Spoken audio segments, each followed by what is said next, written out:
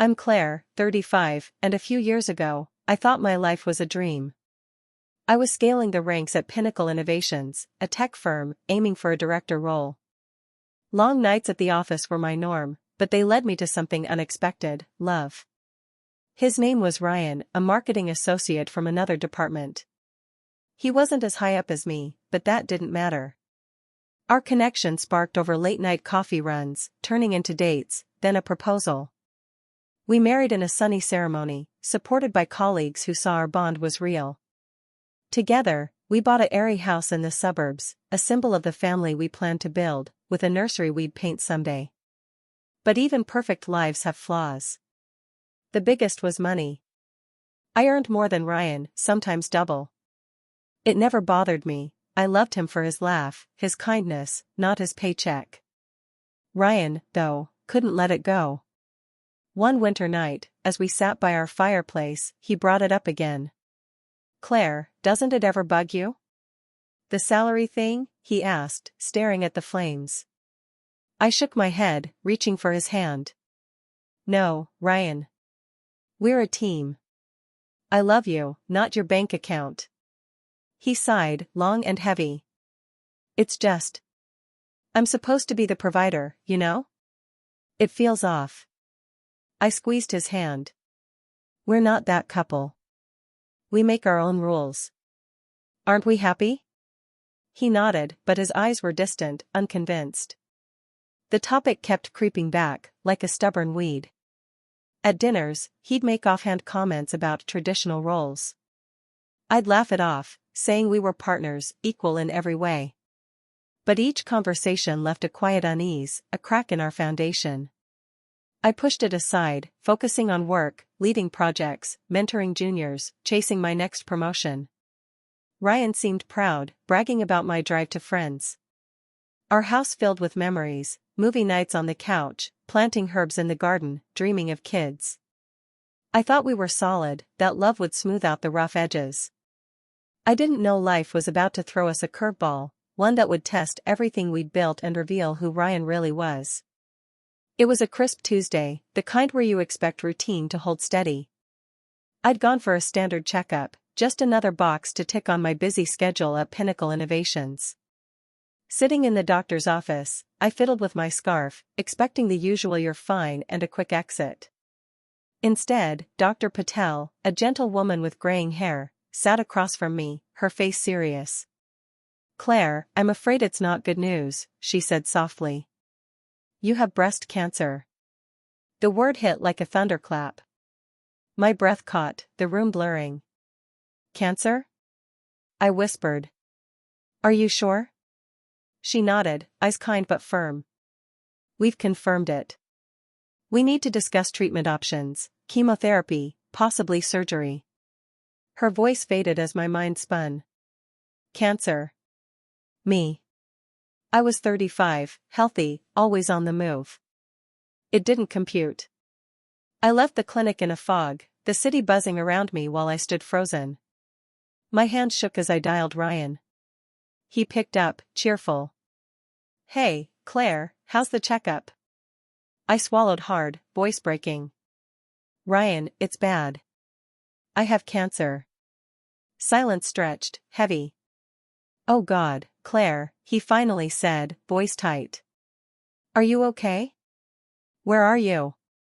"Still at the clinic," I admitted, tears welling. "I'm scared, Ryan." His tone hardened with resolve. "I'm coming now. We'll get through this together, I promise." His words were a lifeline, a spark of hope in the chaos. I clung to them, needing to believe we could face this as a team. The next days were a whirlwind: appointments, scans, blood tests. I started chemotherapy, each session leaving me drained, my hair thinning, my energy sapped. Ryan was there at first, driving me to treatments, holding my hand as the four dripped. "You're strong, Claire," he'd say, squeezing my fingers. I leaned on him, grateful for his presence, even if his smiles felt forced.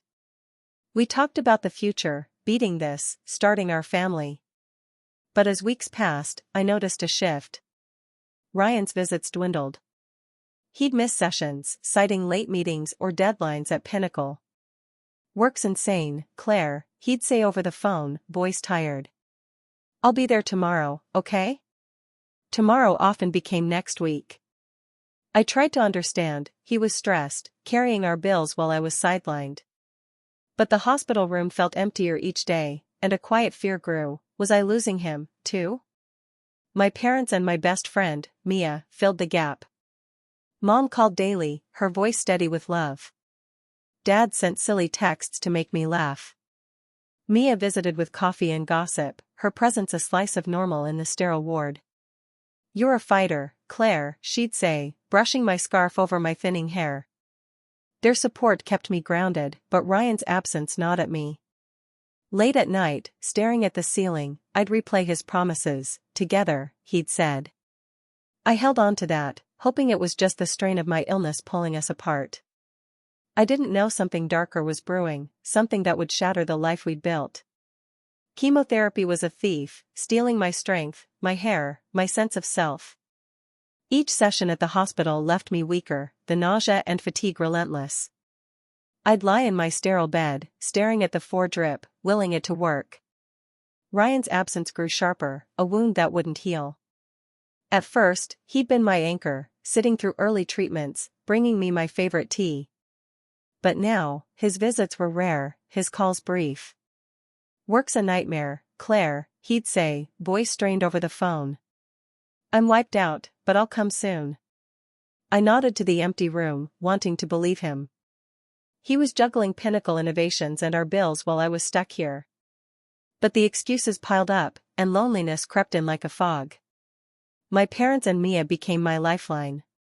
Mom called every morning, her voice a steady hum of love. Dad sent photos of their dog to cheer me up. Mia was a whirlwind, showing up with magazines, nail polish, stories about her dating disasters. "You're tougher than this cancer, Claire," she'd say, painting my nails a bold red. Their presence kept me afloat, but Ryan's distance was a weight. I'd text him updates, good days, bad days, hoping for a reply. Sometimes, I got a quick hang in there. Other times, nothing. I told myself he was coping in his own way, but doubt gnawed at me. Was our team breaking apart? One gray afternoon, Mia visited, her usual spark dimmed. She set down a bag of my favorite cookies but hesitated, twisting her bracelet. "Claire, something's weird," she said finally. "What's up?" I asked, my stomach tightening. She took a breath. "I drove by your house yesterday. There was music, loud, and voices, people laughing. It sounded like a party." My heart stuttered. "A party?" Ryan didn't say anything. Mia bit her lip. It didn't feel right. "I haven't seen Ryan around much, and I don't know, Claire. It seemed off, like someone else was there." Her words landed like a punch. "Someone else?" "Ryan wouldn't, not while I was fighting for my life."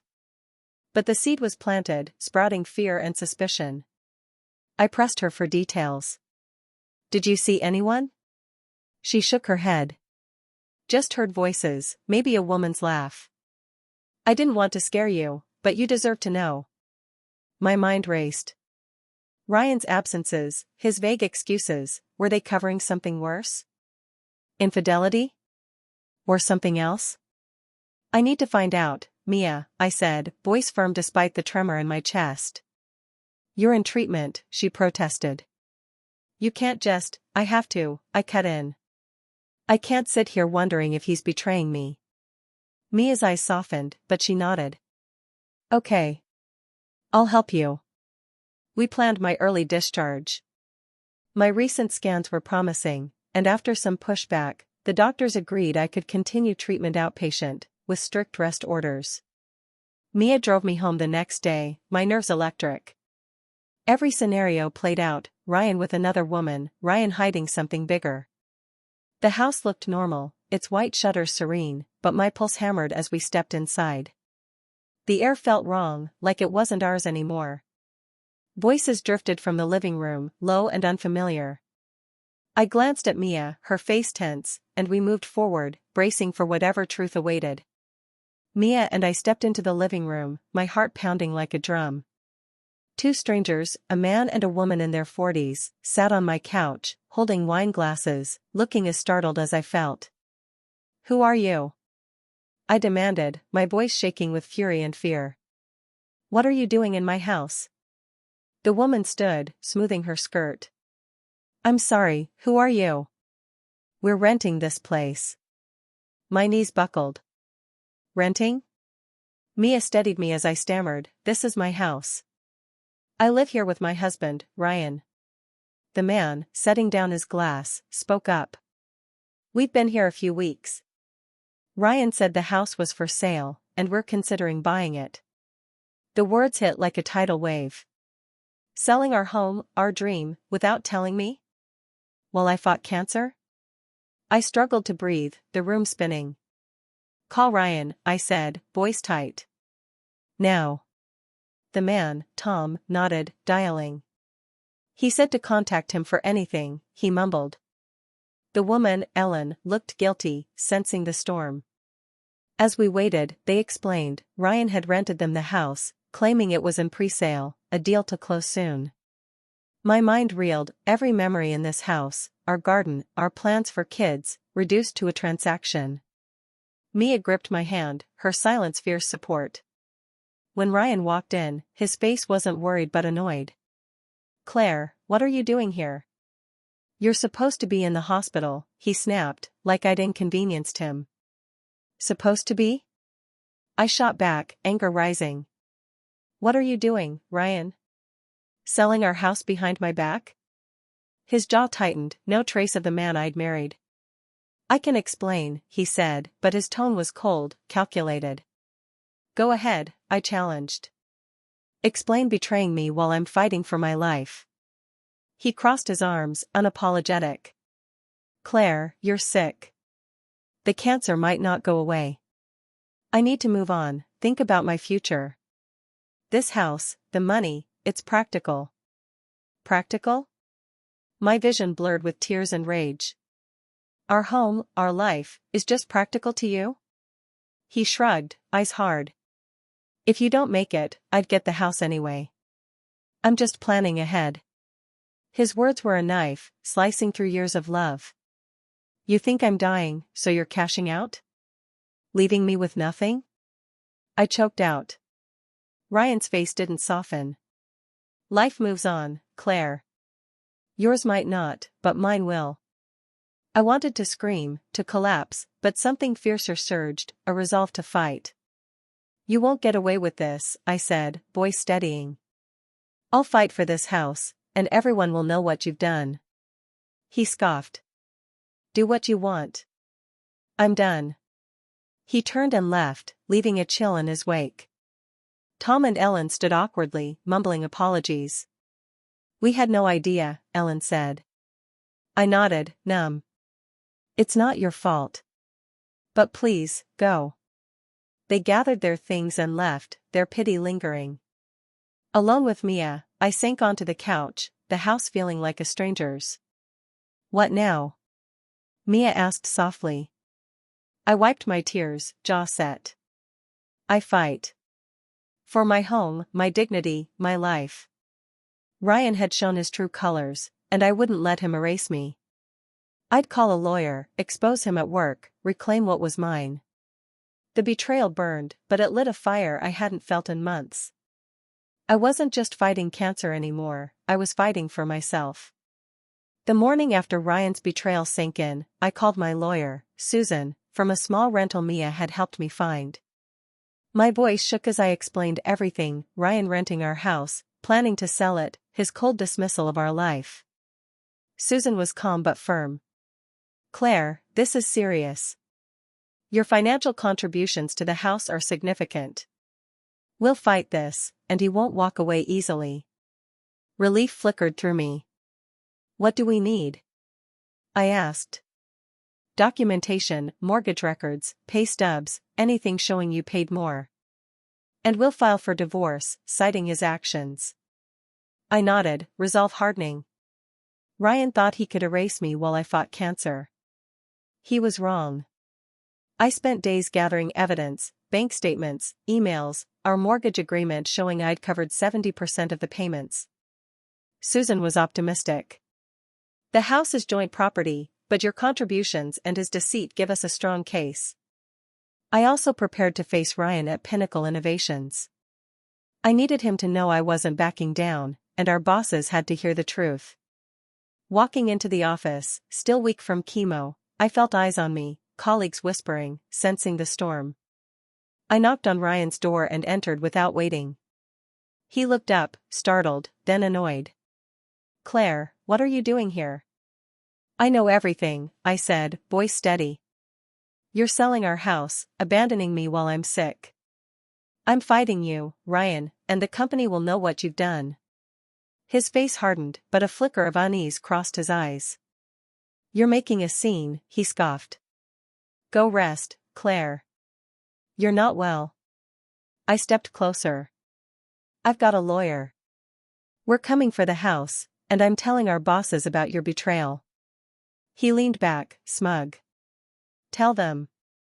They won't care. I'm just planning my future." His arrogance fueled me. "You're not the man I married," I said, turning to leave.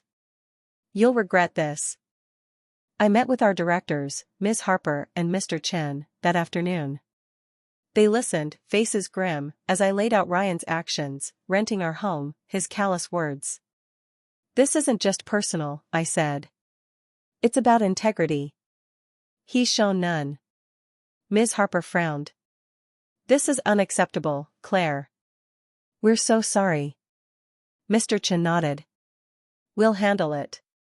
His behavior doesn't align with our values." Their support was a lifeline. Days later, they called, Ryan was fired, his actions deemed a breach of company ethics. Colleagues rallied around me, some offering quiet hugs, others vowing to testify if needed. The gossip was uncomfortable, but I felt seen, not alone. The legal battle intensified. Susan filed for divorce and a restraining order on the house sale. Ryan's lawyer pushed back, claiming he acted out of financial necessity, but our evidence, my payments, his texts dismissing my survival, painted a different story. One night, Ryan called, voice low. "Claire, let's settle." "I'm sorry, okay? I lost my job. Can't we work this out?" I gripped the phone, anger flaring. "You tried to steal my home, Ryan. You left me to die. There's no settlement. I'm fighting, and I'll win." He sighed, defeated. "Fine. My lawyer will call." I hung up, heart racing but unbroken. He'd shown his truth, and I was done bending. Susan called a week later. "The judge is leaning our way. Your contributions and Ryan's actions are clear. The house is likely yours." I exhaled, a weight lifting. Pinnacle promoted me to director, a vote of confidence. Colleagues clapped as I accepted, their support a stark contrast to Ryan's betrayal. I was rebuilding, step by step, and no one, not cancer, not Ryan, would take that from me. 6 months later, I stood in my office at Pinnacle Innovations, sunlight streaming through the window. I was in remission, my strength returning, my hair growing back in soft waves. The house was mine, the divorce finalized, Ryan's betrayal a fading scar. Pinnacle thrived under my leadership as director, with new projects approved and my team buzzing with ideas. The legal battle had been won, my financial contributions and Ryan's deceit secured the house, now a sanctuary of my resilience. I'd faced cancer and betrayal, and here I was, not just surviving but thriving. Ryan was a ghost of his former self. Mia heard he was working at a car dealership in a small town, struggling to meet quotas, his charm useless without Pinnacle's backing. His social media, once full of our happy photos, was dormant, buried under articles about his firing. Colleagues whispered he'd tried to beg for his job back, but the directors shut him down. His mother, who'd once called me ungrateful, went silent after the court ruling. Ryan's last text, a weak apology, went unanswered. I'd moved on, his choices no longer my burden. My focus was purpose. I started volunteering at the local cancer center, sharing my story with patients, offering hope. "You're stronger than you know," I'd tell them, echoing Mia's words to me. I launched a blog, pouring out my journey, diagnosis, Ryan's betrayal, my fight. It went viral, comments flooding in from survivors inspired by my resilience. "Your story saved me," one wrote. I cried, knowing I'd turned pain into light. At Pinnacle, I mentored young women, helping them navigate corporate life. "You belong here," I'd say, watching them shine. Mia remained my rock. Over coffee, she grinned. "You're a badass, Claire." "What's next?" I smiled, stirring my latte. "More giving back. Maybe a foundation for cancer patients." She raised her cup. "To new chapters." I clinked mine. "To life." My parents visited often, their pride palpable. Work, once a refuge, was now joy. My team's latest app won an industry award. Dr. Patel, at my last checkup, beamed. "You're a miracle, Claire. Keep living fully." I promised I would. Sitting in my garden one evening, I reflected. Cancer had nearly broken me, Ryan's betrayal cut deeper, but they forged a stronger Claire. I wasn't the woman who'd married Ryan, naive and trusting. I was a fighter, building a legacy of hope. My blog's latest post ended with this: "Life tests you, but you decide what it makes of you." I hit publish, feeling free. The future was mine, and I was ready to shape it, one brave step at a time.